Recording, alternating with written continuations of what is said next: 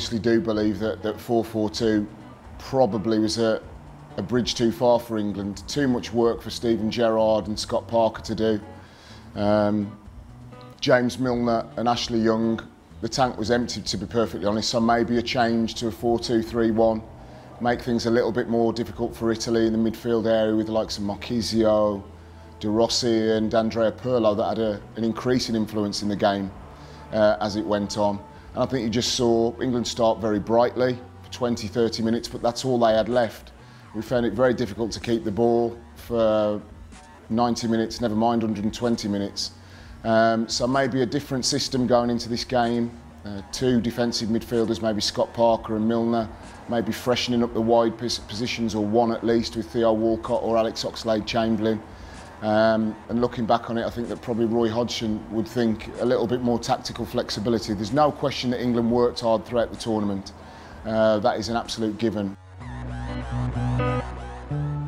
Wayne Rooney's last game was at Sunderland, wasn't it? That last Premier League game of the season, which was, what, 4 or 5 weeks ago now. So you can be sharp in terms of your training on the training pitch, but in terms of then translating that to a tournament where it has been very warm, it's been very energy sapping, he just looked off the pace. He tried again in terms of his work rate, was very, very good. But I think that what you're looking for is a Wayne Rooney that's sharp, that's hungry, that's got that fleet of foot and that ability to be able to translate what goes on in his head into goals and chances. And it just didn't happen for him. There was 1 or 2 suggestions. I was reading some tweets yesterday from a couple of journalists about maybe a couple of behind closed doors game to get him back match fit. But we can all be clever in hindsight now. He just didn't look sharp. I think under the circumstances, yes, Roy Hodgson, of course, had a very limited time to be able to pick a squad. A squad, of course, that was bereft of people like Jack Wilshere, Frank Lampard, Rio Ferdinand, Carrick, Gary Cahill, Carl Walker, Adam Johnson, and that was his choice to choose players that he did.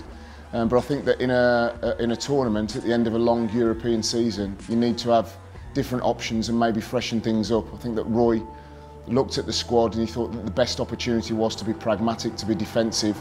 And like I say, utilising those players over 4 games was a little bit of a bridge too far. But in terms of where we expected England to go, I think that we all said beforehand that quarter-finals, getting out of the group would have been acceptable. Everything else would have been a bonus.